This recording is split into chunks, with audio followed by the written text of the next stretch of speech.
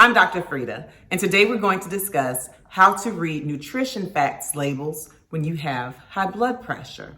High blood pressure is a leading cause of heart disease, strokes, kidney failure, and according to the CDC, nearly half of the adults in the United States have high blood pressure, yet only about 1 in 4 have it under control. Well, this is largely because your nutrition plays a major role in controlling your high blood pressure. But in order to control your high blood pressure, it's important that you control the foods that you put in your mouths. Many people really want to make good choices when it comes to eating, but nutrition facts labels can often be tricky to read and misleading. So today we're going to talk about it. We're going to discuss how to read nutrition facts labels when you have high blood pressure and how to make more informed choices about the foods that you eat. Keep watching.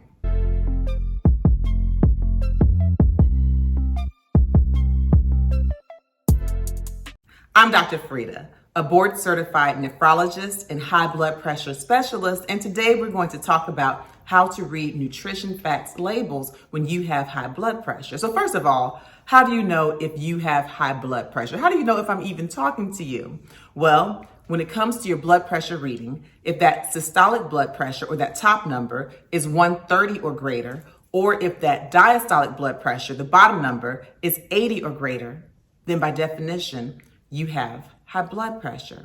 Please be sure to watch my video on 10 foods to avoid if you have high blood pressure after you finish watching this video. Hypertension is the second leading cause of me putting patients on dialysis in my nephrology clinic, my kidney clinic. So it's a big deal. The wonderful thing is that you do have some control when it comes to managing your high blood pressure, and it largely is in your nutrition. So let's talk about it. Let's talk about how to read these nutrition facts labels when you have high blood pressure. Let's talk about which facts are actually on these labels. When you pick up a nutrition facts label and start reading it, you're going to see the serving size, calories, total fat, saturated fats, cholesterol. You'll also see the sodium. That's important. You'll see dietary fibers, sugars, proteins, total carbohydrates. So these are all the things that we'll be touching on today and very important facts when it comes to managing your high blood pressure. Let's start with that serving size because that's really the key. You want to know what the company deems a serving so you can compare it with what you think of as a serving. Because a lot of times you may think a serving is much, much bigger than what they are allotting in their serving size, and you may think that you're taking in much less sodium, much less calories than you actually are. Case in point, let's take a look at a can of some greens. A can of collard greens, which typically when you think about collard greens, you think, that's pretty healthy. So there's a can, you see the size of it, okay? It's probably about 3 cups, a little over 3 cups.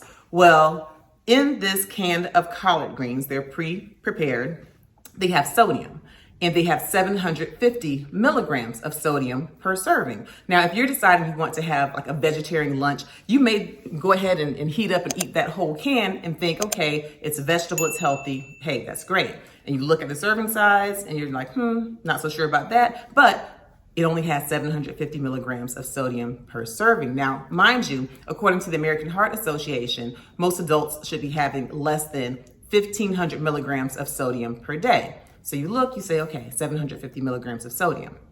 But let's talk about the serving size. In this 1 can of greens, there are 6.5 servings. Now, you know that's not really probably what you think of as a serving, okay? But there are 6.5 servings. So if you multiply that out, the 6.5 servings times the 750 milligrams per serving, you're talking about over 4,800 milligrams of sodium just in this 1 can of what you thought were healthy greens. The point is, if you don't dissect out the serving size, you'll have difficulty. So when you look at the serving size, make sure that for each nutrition fact that you look at, you go back and you multiply it out, and so that you're not underestimating whatever nutrition you're taking in. Sodium If you have high blood pressure, you definitely want to have low sodium. Again, the American Heart Association recommends that most adults have less than 1,500 milligrams of sodium per day. So make sure that when you're looking at the labels, try to find foods that say low sodium or no sodium added, and still go in, look at the serving size, look at the sodium in order to maintain a proper amount of sodium in your diet. Calories. When you're looking at the nutrition labels, try to take in foods that are low in calories. Now, consult with your physician or your dietitian to find out what's recommended for you. But when you're eating foods that are high in calories, that can lead to weight gain, which can contribute to you being a person living with obesity, which of course can put you at higher risk for high blood pressure. Let's say you have a sweet tooth and you want to grab some of these sandwich cookies. You know, those little cookies with the cream in the middle, and you may grab a 6-pack of cookies. And if you look at the nutrition label, it will say calories 77 for most of these, average size cookies. But you have to go back to that serving size. And what do they consider a serving? 1 cookie. You know good and well you're going to eat more than 1 cookie. So then you have to multiply it out. If you're planning on eating all 6 of those cookies, which is probably not a good idea, that's 77 times the 6 cookies, and you're up to almost 500 calories. So make sure that if you're a person with high blood pressure, you try to maintain low calorie foods so that you can maintain a low or a normal blood pressure. Potassium is a mineral, a wonderful mineral actually, which can actually help to lower blood pressure, because the more potassium you take in, the more sodium or salt you urinate out, and that can help with your blood pressure.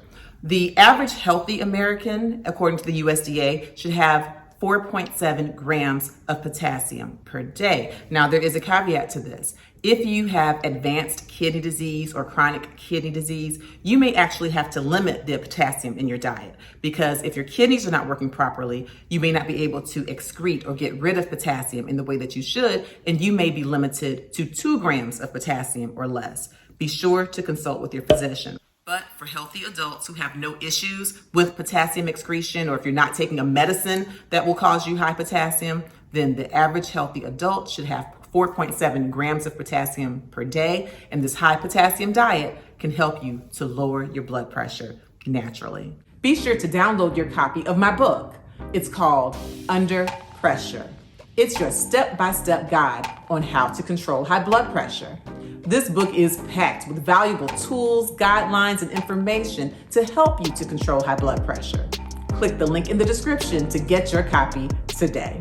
Fiber. When you look at the nutrition facts label, fiber is your friend. Foods that are high in fiber can help you to lower blood pressure, and they can help to reduce your risk for heart disease. So you want to choose foods that are high in fiber, like whole grains, fruits, vegetables, nuts, and seeds. According to the USDA, the average female should have 25 grams of fiber per day. The average male should have 38 grams of fiber per day.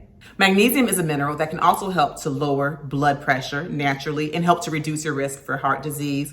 And so you want to look for foods that are high in magnesium when you're looking at those nutrition facts labels, such as nuts, seeds, legumes, whole grains. The daily recommended intake for magnesium for average healthy adults is 400 to 420 milligrams of magnesium a day for men, and 300 to 320 milligrams of magnesium a day for women. Again, if you have certain diseases such as advanced kidney disease, you may need to limit the magnesium in your diet. Be sure to consult with your physician and your dietitian. Another part of the nutrition label is total and saturated fats. You want to be sure to have foods that are low in saturated fats in order to help to maintain a normal blood pressure. If you have foods that are high in saturated fats, it can lead to high blood pressure, it can lead to heart disease, and you want to be sure that less than 10% of the calories you consume have saturated fat. So if you're dealing with a 2,000 calorie diet, you want less than 200 of those calories to consist of saturated fats.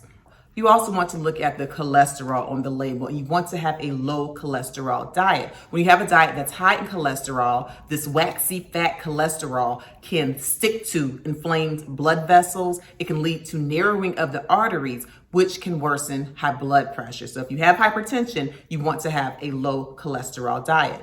Be sure to watch my video on how to unclog your arteries naturally. after you finish watching this video. Total carbohydrates. Total carbohydrates can worsen your high blood pressure. So when you look at that nutrition facts label, try to have foods that are low in total carbohydrates, especially refined or processed. You want to avoid having a lot of added sugar because this can worsen your hypertension.